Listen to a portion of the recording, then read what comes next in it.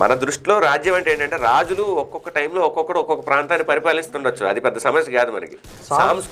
సాంస్కృతిక ఐక్యత. ఇప్పుడు ఒకటి ఆలోచించండి సార్, మీరు బీహార్ వెళ్ళారండి, లేకపోతే రాజస్థాన్ వెళ్ళారండి, వాడి భాష వేరుంటుంది, వాడు తినే తిండి వేరుంటుంది, వాళ్ళ వేష భాషలు వేరే ఉంటాయి, వాళ్ళ అలవాట్లు వేరే ఉంటాయి. మనకి వాళ్ళకి సంబంధం అనేది ఏం కనిపిస్తుంది చెప్పండి మీకు? ఏం కనిపిస్తుంది? 90% వాళ్ళకి మనకి తేడా ఉంటుంది. మనకి వాళ్ళకి కల్పించే సంబంధం వల్ల ఏంటంటే కొంచెం ముందుకెళ్తే అక్కడ ఒక గుడి ఉంటుంది, అక్కడి నుంచి సంస్కృత శ్లోకాలు వస్తాయి, మన దేవుడు ఉంటాడు, ఆ పద్ధతులు కనిపిస్తాయి.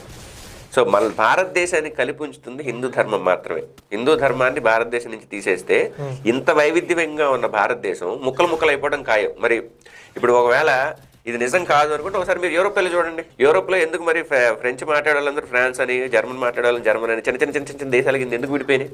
మరి భారతదేశంలో తెలుగు మాట్లాడేవాళ్ళు, తమిళ మాట్లాడేవాళ్ళు మన దగ్గర ఎంతకంటే ఎక్కువ భాషలు ఉన్నాయిగా, ఎందుకు మరి భారతదేశం విడిపోలే, ముక్కలు ఎందుకు అయిపోలే?